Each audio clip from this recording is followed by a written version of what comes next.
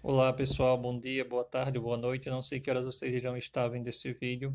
Então, esse vídeo é para revisar alguns tópicos da nossa última aula, Renascimento e Humanismo. Então, primeiramente, vamos revisar o que foi o humanismo. Então, o humanismo, ele foi um movimento intelectual que surgiu lá dentro do Renascimento, quando estava acontecendo o Renascimento, e propunha a construção de um novo conhecimento do homem e da natureza. Ou seja, o humanismo, ele buscava uma nova forma de pensar a vida por meio da razão e do raciocínio lógico.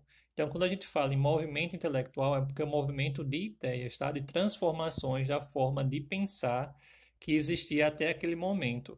Então, o humanismo ele é um movimento de ideias que surge dentro do Renascimento, tá? E aí ele vai possuir, dentro do Renascimento, ele vai influenciar as características do Renascimento. Então, o Renascimento, ele foi um movimento cultural que começou lá na Europa no século XIV, lembrando que começa em 1301, e ele vai se estender até lá o século XVI. Ele começou nas cidades italianas e depois se espalhou por toda a Europa. Então, ele começou em algumas cidades da Itália e ele vai se espalhar para França, vai se espalhar para Reino Unido, vai se espalhar para Portugal, para Espanha, vai se espalhar por vários países da Europa. E agora falando sobre algumas características do Renascimento. Então, a primeira característica é a valorização do passado greco-romano como um modelo de inspiração. O que isso significa?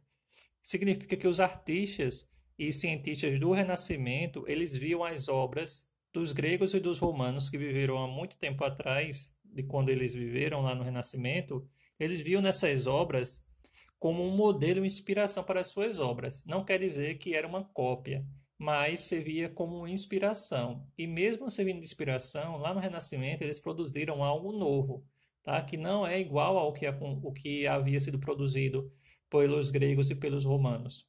Uma outra característica é o antropocentrismo. O que significa o antropocentrismo?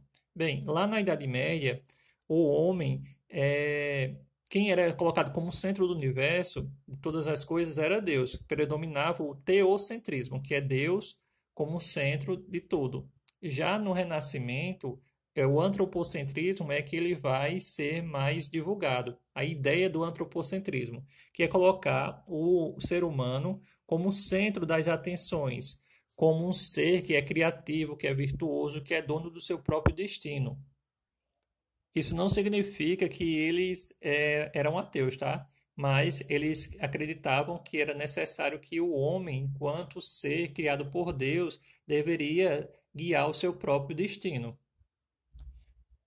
Já a outra característica era o individualismo, que hoje tem uma ideia negativa, tá, para essa palavra, que é como se fosse de egoísmo, mas naquele momento, na época do Renascimento, ele tinha a característica, significava a capacidade individual de cada pessoa de desenvolver seu talento e sua criatividade. Quer dizer o seguinte, cada pessoa, né, tem sim talentos e criatividade que precisam ser desenvolvidos.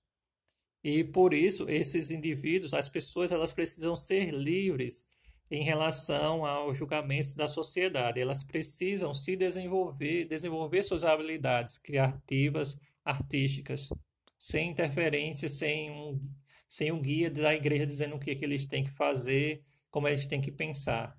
Cada ser humano seria livre, tá bem? Para pensar e para desenvolver os seus talentos.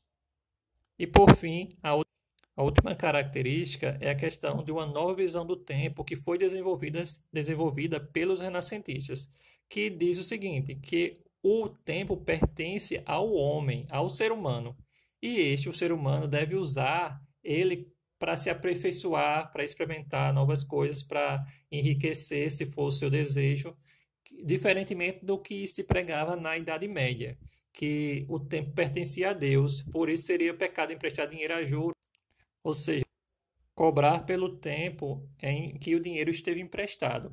Essa ideia essa nova ideia de tempo, uma nova visão de tempo, agradou bastante à burguesia, que era a classe social que estava se desenvolvendo, né? Que eles eram comerciantes banqueiros. Então, emprestar dinheiro a juros e ganhar em cima disso para eles era ótimo. Então, essas são algumas características do Renascimento. Espero que tenha ficado mais claro. Um abraço e até a próxima aula.